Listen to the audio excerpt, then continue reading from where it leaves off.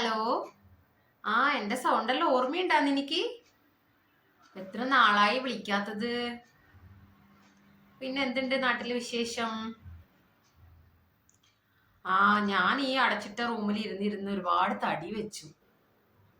ഞാൻ എന്നിട്ട് വിചാരിക്കുന്നു കുറച്ച് ഭക്ഷണമെല്ലാം കുറച്ചിട്ട് മെലിയാന്നേ. പക്ഷി ഉണ്ടല്ലോ, വീട്ടിലെല്ലാരും നല്ല ആസ്വദിച്ച് കഴിക്കുന്ന കാണുമ്പോ എനിക്ക് കൺട്രോൾ ചെയ്യാൻ പറ്റുന്നില്ല.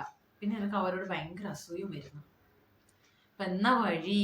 നീ എല്ലാം ഇങ്ങനെ കുറച്ച് ഭക്ഷണം കഴിച്ചിട്ട് ജീവിക്കുന്നത്? എനിക്കാവുന്നില്ല. ഓഹോ, ഇപ്പങ്ങ് നീ വിളിച്ചല്ല.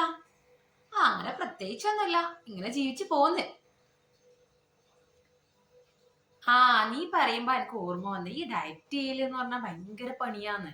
പിന്നെന്ന് വെച്ചാൽ നമ്മളൊപ്പരം ഇല്ലവര് ഡയറ്റ് ചെയ്യാണ്ട് നമ്മൾ മാത്രം ചെയ്യുമ്പോണ്ടല്ല, നമുക്ക് സഹിക്കാൻ പറ്റൂല അത്. പിന്നെ ഞാൻ ചെയ്ത മെത്തേഡ് എന്താണെന്ന് വെച്ചാല്, ഞാൻ എന്നല്ലേ വീട്ടിൽ ഭക്ഷണം ആക്കുന്നത്. അപ്പൊ ഞാൻ എല്ലാത്തിനും ടേസ്റ്റ് കുറവാക്കിയിട്ടിടും. അതായത് ഈ ഭക്ഷണം ആക്കുന്നതെന്ന് പറയുമ്പോൾ നമ്മളെ മനസ്സിന്റെ സന്തോഷമാണ് ആ ഭക്ഷണത്തിന്റെ ടേസ്റ്റ് ആയിട്ട് വരിക.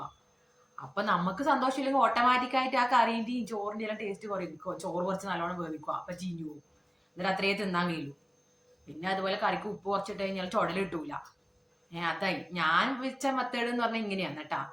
ദോശക്ക് ഉപ്പ് കുറച്ചിടും, എണ്ണ കുറച്ചേ ആക്കൂലു, നെയ്യ് പുരട്ടൂല.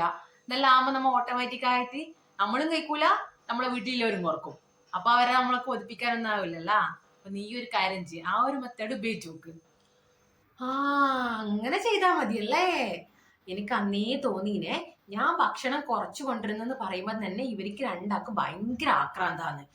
കൈ നക്കി തിന്നല്, ഭയങ്കര ടേസ്റ്റ് ആക്കല്, അത് കാണുമ്പോ എനിക്ക് ദേഷ്യം വരല്.